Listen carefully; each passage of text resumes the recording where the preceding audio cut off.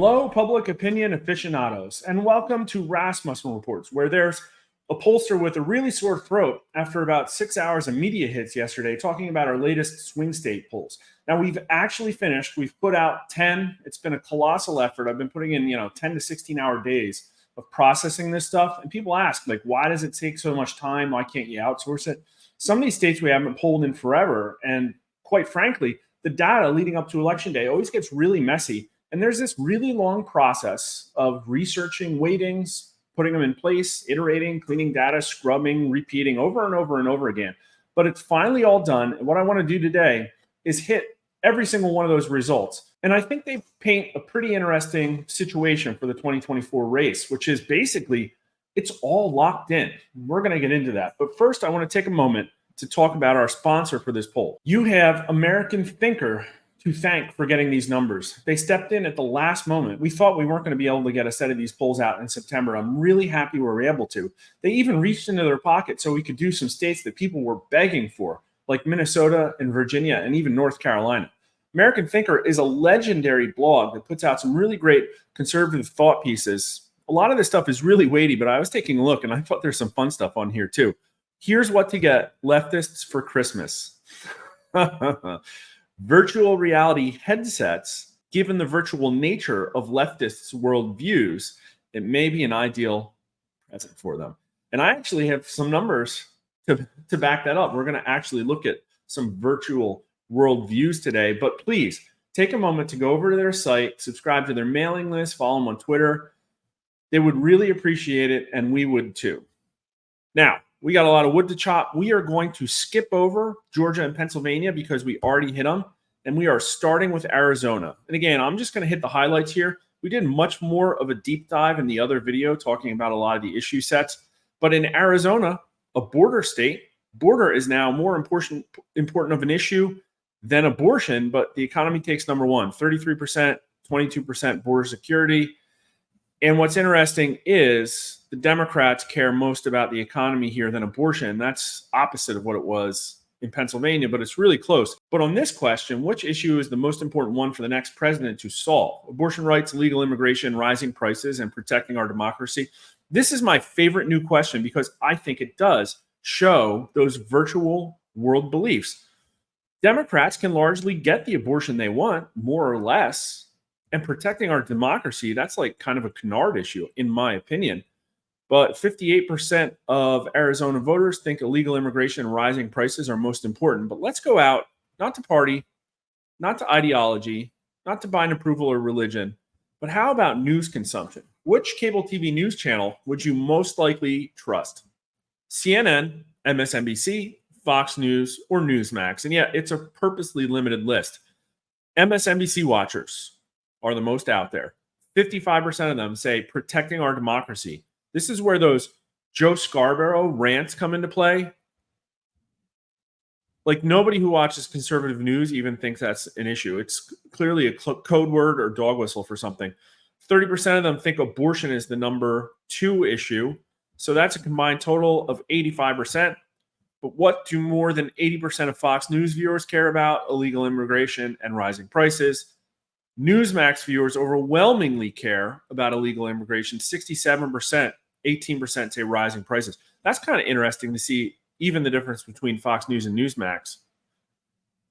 And some of them even say abortion rights, 6 and 11%. But there are likely some people there who are pro-life. But let's get to the matchups. And the generic ballot goes 4 points to Republicans. That's pretty solid for Arizona, maybe overstated a little bit. Carrie Lake is down 2. That's the best she's done in all of our polling so far this cycle. And I think we'll get into it at the end. There's some reasons I think our polling is understating Trump's support. She'll probably pick up more support because of straight ticket voting. So I think I would call this within the margin of error and, quite frankly, within striking distance. I think that's really good news for her campaign. Trump is winning by 2. Again, I think it may be more than that, but I'm not supposed to poll on wishes and maybes. I'm not supposed to bake in a Republican plus 15 electorate because all of the headlines about new voter registration are great. I picked really conservative weightings, and we can take a look at them, and I think Trump is currently winning by 2 in Arizona. That puts us 3 points to the left of New York Times. But since Arizona is a border state, let's just check in on this one quick. Horrifying. Will today's children be better off than their parents? In Arizona, only 17% of voters say yes. Only 34% of them say they're better off than they were 4 years ago. Only 25% say they're safer than they were 4 years ago. If given a choice between a 100% amnesty candidate or a 100% deportation candidate, Arizona voters go deportation 51-33. Hispanic voters in Arizona go deportation 51-31. Democrats even only go amnesty 62% to 24%. But I think this is fascinating. Democrats in Arizona, by a majority, want 100% amnesty. Independents do not, 43% to 28%. So the independents always sit in between Republicans and Democrats, and that is the key to this election. Who do the independents poll mostly like? Time and time again, we find the signal where they agree more with Republicans than Democrats. But in left-leaning polls, the independents look entirely different. On the question of illegal immigration, is the government doing too much or too little to reduce it? 66% of Arizona voters say too little. Only 7% say too much. Hispanic voters in Arizona say too little. 59% to 12%. All right, let's get to the next one. New Mexico, right down there next to Arizona. This is a smaller sample. New Mexico, we haven't pulled it really, I don't think, in like a decade. It was really hard to get samples. I think everybody else must be dealing with this issue, but I did the best I could. And we see a very similar signal in New Mexico. The economy and border security are the number 1 and 2 issues. Abortion's only 10%. And on this question, it's basically a wash, but Republicans in New Mexico care most about illegal immigration, 45%, rising prices, 27%. Actually, 13% of them care about protecting our democracy. That's kind of like a little bit of a leftist signal in the Republicans. I wonder if that's an artifact of the small sample and the way that I weighted this. That could be things like this are what I look at and say, well, my polls are probably understating Trump support. Democrats care most about protecting our democracy and abortion rights, 63% of them. And the independents here, protecting our democracy, 28%. Very few of them care about abortion. That's fascinating. And a pretty strong majority, 56%, care about illegal immigration and rising prices. The matchups. The generic ballot, Republicans are going to do bad. They're down 9 points. Republican Senate candidate is down 7. That's not horrible because Trump is down 6 in New Mexico. Now, I don't think New Mexico's in play. And again, maybe he does better than this, or maybe he does not because Republicans don't bother to turn out because they know Democrats are going to win. What I can say is a lot of the polling out there, I think I recall in Real Clear Politics, there's not a lot of polling. And it's in the 9 to 11 range for Harris. So this is tighter than other people are putting out. I just wanted to stop in and show you down here, too, that we are currently still waiting to the recall vote. So Trump is doing 6 points worse than Harris in a poll that was weighted to force respondents to their 2020 vote where Biden won by 10 points in New Mexico. This is a really heavy left sandbag, and I still came up with Trump only down 6. So this is one of the states where he could perform way better, especially if people turn out in a way they haven't before. And I have Republicans weighted down to 9 points less than Democrats here in this sample as well. But moving on, Nevada, also down there. Very similar to New Mexico, very small sample compared to the other state. Really hard to get people, really tricky to weight. Bigger signal, though, 40% care about the economy most, and 18% care about border security. That's pretty low. They're not on the border, though, so there is that. Although they do have a relatively high level of a Hispanic population.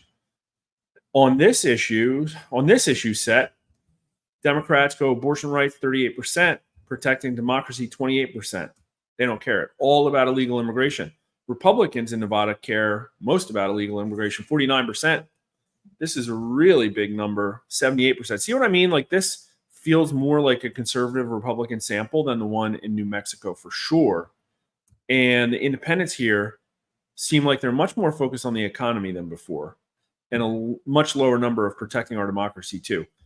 Into the matchups, Republicans within 5 on the generic ballot in Nevada, but Sam Brown trailing Jackie Rosen by 10. I don't really know much about Sam Brown and how strong he is as a candidate. I can say there's a case in the data to think that we are understating Republican Senate performance because of how messy online panels are. And again, we did our best to clean up the data, but everybody is dealing with this. And most of these people know Trump and Harris. They might not even know who's on the ballot for their Senate candidate. And again, that means that if Trump overperforms, Sam Brown probably benefits from a straight ticket effect. But Trump is up 1 within the margin of error. But Trump has also been up before in our polling back in July over Biden. I think he'll do better than this, but it's tight. And if you look at party, Trump is only winning independents by 2. He's winning independents by 9 in our national polling numbers, which I am personally more comfortable about. Minnesota, not something that Rasmussen Reports has done a lot of, but I was really happy to get the chance to do it. And the issues, they care a lot less about border security here, and this is a lot more distributed. Protecting our democracy is the number one issue in Minnesota, though, but only by 1 point above illegal immigration. And the Democrats in Minnesota overwhelmingly say protecting our democracy, 43%. I think that's the highest number we've seen so far.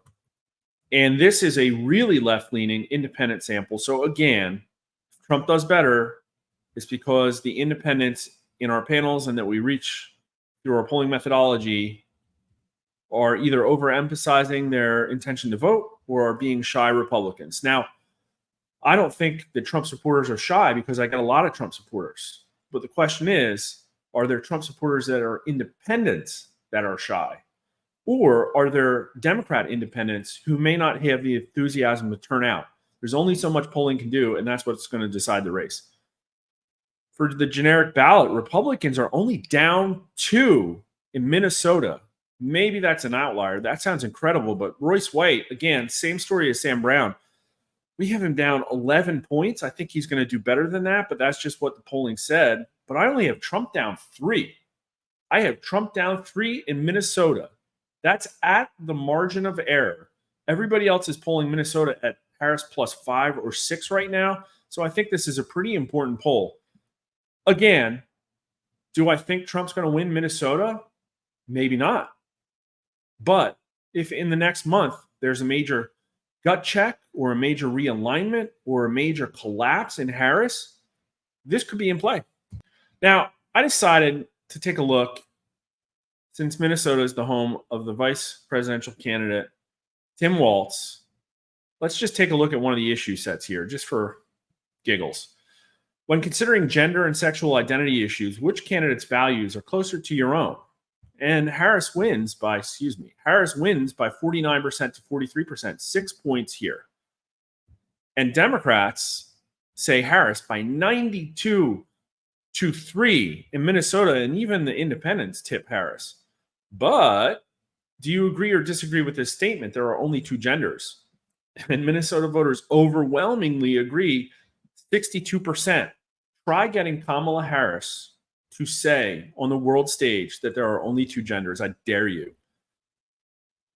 But wow, look, this is these Democrat numbers. This is not what I think Pennsylvania showed. The Democrats actually do kind of disagree here, tepid at best. 55% at least somewhat disagree. Republicans overwhelmingly agree, and so do independents, 63%. Okay, so the Democrats actually went for more than 2 genders on this one. That's new. Do you support or oppose gender transition therapy for minors to include hormone replacement therapy and gender reassignment surgery? And only 28% of Minnesota voters support that. And wow, that's a high number, but it's still less than a majority of Democrats. in Minnesota support that. No Republicans do. Really, no independents do. This is a very particularly rabid group of Democrats. Again, listen, I can't control who picks up the phone. All right, let's just check in on the news situation in Minnesota too. I'm interested to see if it's more divisive than the other states we looked at. No, it's not. 55% of MSNBC viewers protecting our democracy, 22% abortion rights. That's actually down from before. We saw 30. But the Fox News viewers are a little bit more, not really. Newsmax viewers, 83%. So it's very similar numbers. That's a really fascinating signal. Doesn't matter if you live on Mexican border or the Canadian border. What news channel you trust is extremely predictive of what issue is most important to you. So Wisconsin is going to be a lot closer for Trump here. Very economy driven. Border and abortion are tied at 17%. The Republicans are tied on the generic ballot. So it isn't just a Trump thing. It's a Republican thing, at least according to my respondents. And Eric Hovde is down only 4 points on Tammy Baldwin. And Trump is tied 49-49. Again, I think Trump will probably overperform because we've seen things like the movement in the Teamster Union's poll, which I can't really see the same kind of movement in my poll. So there are things like that where I look for external validation and I say, wow, there's reasons that these should be more right than what I put out. But that puts Eric Hovde pretty close. I mean, this is outside of the margin of error by a point. Yeah, he could be doing worse than 45. He could be doing better. If Trump does better, he's going to do better. And it's not done for him. But Virginia, people have been asking for Virginia too, mostly because they want to show that it's within Trump's grasp. And I don't know if that's the case or not. The Republicans are only down 2 on the generic ballot. The Senate race is going to Tim Kaine, it looks like. I mean, again, I'm sure we've seen the same issue here, but that doesn't look close enough. And Trump is down 3 points. So the Republicans are actually outperforming Trump by a point here. So this is Trump at the margin of error in Virginia. If there's any movement to the right or Trump outperforms, Virginia could be, I mean, that could be the first thing to watch because will the results come in before Pennsylvania? Not sure. Michigan, good sample. Pretty sure this one weighted out really nicely. Trump is tied. Trump is no. It looks like a tie. Trump is almost down a point. And Rogers is within 4 points of Slotkin. Slotkin is not getting close to 49 or 50%. Still a long time till Election Day. Republicans are down 1 on the generic ballot. So he'll probably do better.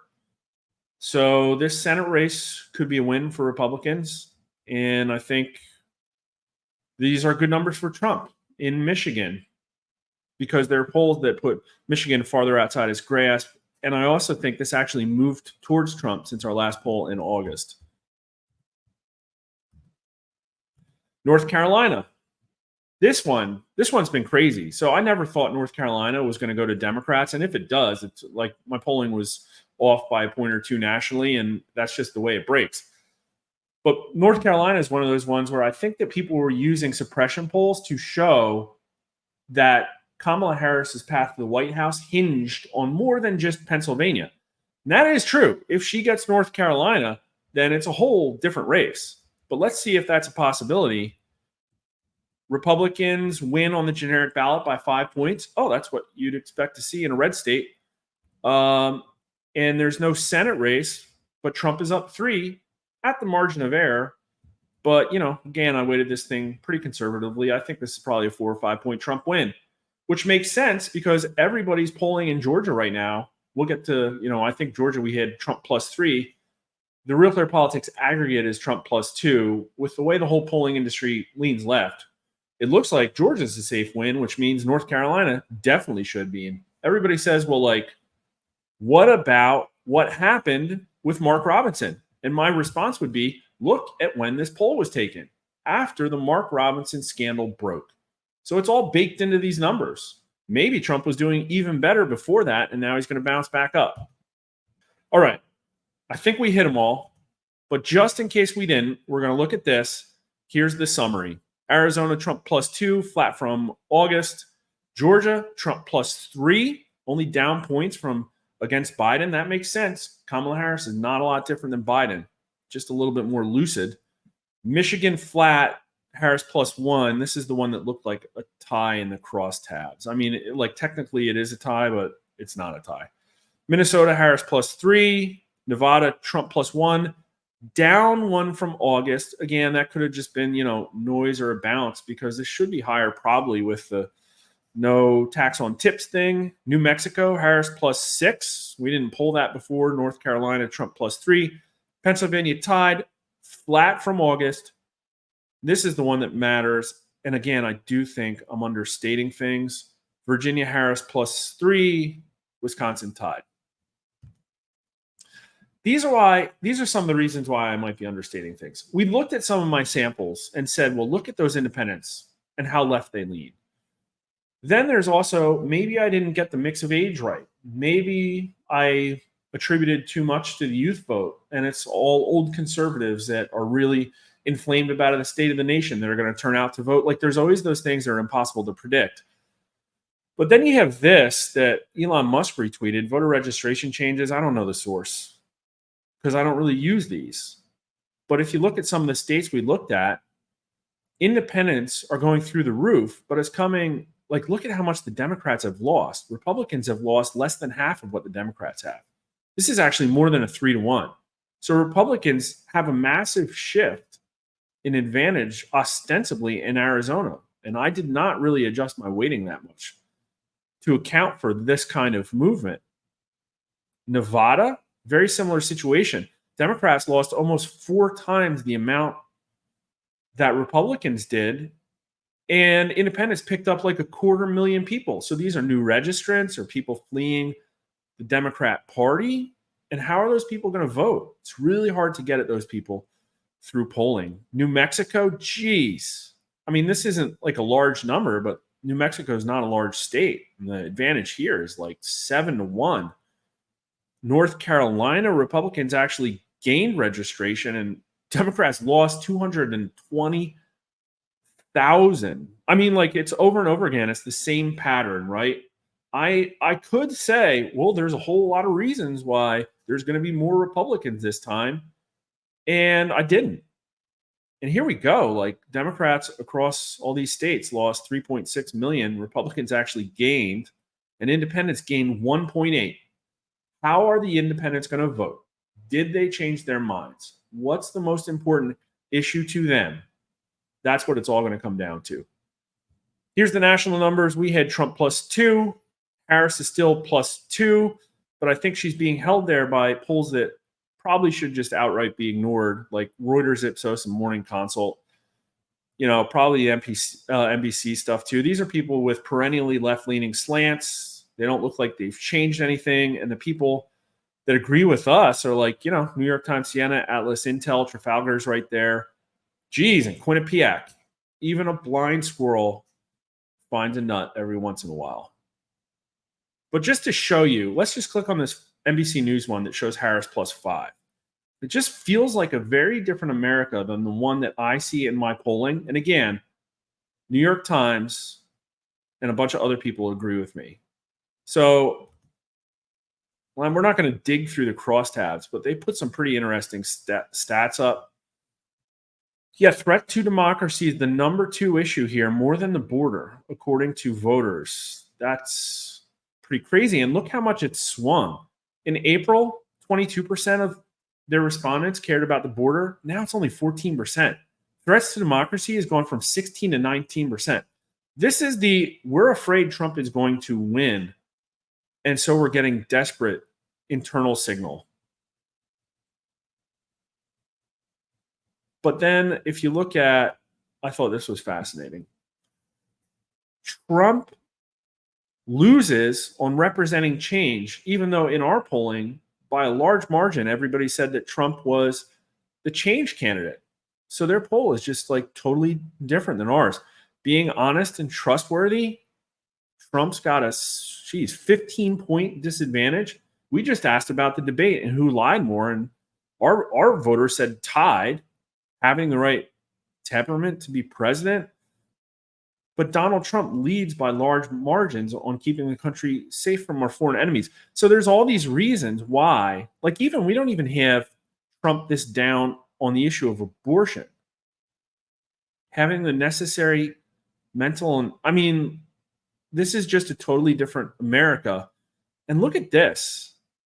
So their last poll, I guess, they had this April poll, and only 33% of their respondents had a positive view of Harris.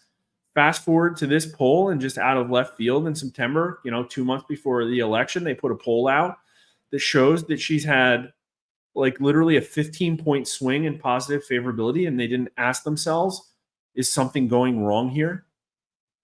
This is the kind of poll that's being cherry-picked by the mainstream media to drive false narratives. Harris favorability definitely shot up in our polling by like 4 points. Not 15 points. This is ridiculous. I think they're polling man on the street in New York or something. All right. I said I could list probably 4 or 5 things off the top of my head. We're not going to get into all of them. Why I think Trump might overperform our polling, but this is one that you're going to see out there. So Gallup tests like every month party ID, and we do this often too. I haven't done it recently because of the switcheroo. We're going to do it as well. This is how we decide what to weight our party results by. But people have been quoting this number here, which is 50%. And this is Republicans with leaners. They forced the independents into leaners. So they said, look at this. Republicans now have a 5-point advantage over Democrats. Now, that reflects, in my opinion, really a conservative independent set, because Democrats and Republicans are actually down 1 without leaners. Now, their independent number just looks ridiculously high. But this is like directionally what I have. I have Democrats up 2. I think independents are at 32%. So it's like 35, 33, 32. But forcing the leaners, making the independents pick sides, gets Republicans up to 50. In my opinion, this is more validation that my polling is correct, that independents have broken for Trump. But also, look how noisy the data is. I can tell you that over time, this advantage, if you smooth this out, the moving average has been about 2 points for Republican, and it's been stable for like kind of the last 6 months. I do think that Republicans have the advantage, which is why I think Trump is winning by 2 points. Again, kind of like the 2 points that these are really off by when you look at the moving average nationally. And like I said, in 2020, our swing state polling was about 6 points to left. You can't get them all right. 2020 was really hard. We didn't do that many swing states. And I took up about 4 or 5 points of that slack, but not all of it. There were some states where we were 7 points to left. So just there alone is reason I think our polling in the states is probably still too left. I think our national polling is spot on. External validation points like Gallup, Party ID kind of agree with us. And with a Trump +2 national popular vote situation in a way that is stable, again, over the last 4 weeks, it was Trump +1, Trump +2, Trump +2, Trump +2. I don't think really anything is going to change it. Kamala Harris needs an act of God. Hope you learned something today. If you like this kind of rich data, follow us on YouTube at Rasmussen_poll, and please like the video and follow us on Twitter too. Also Rasmussen_poll. I'm there as well at Mark_R_Mitchell. You'll see a little bit more fun stuff from me, like the fact that we actually did a poll where we asked people if they own cats or dogs. And I was like, well, that's a great idea to go in and see who's winning the cat and dog vote. And believe it or not, Kamala Harris wins by 36 points with unmarried woman cat owners. But Trump is actually up by a point or 2 with every other kind of cat owner. Pretty good stuff.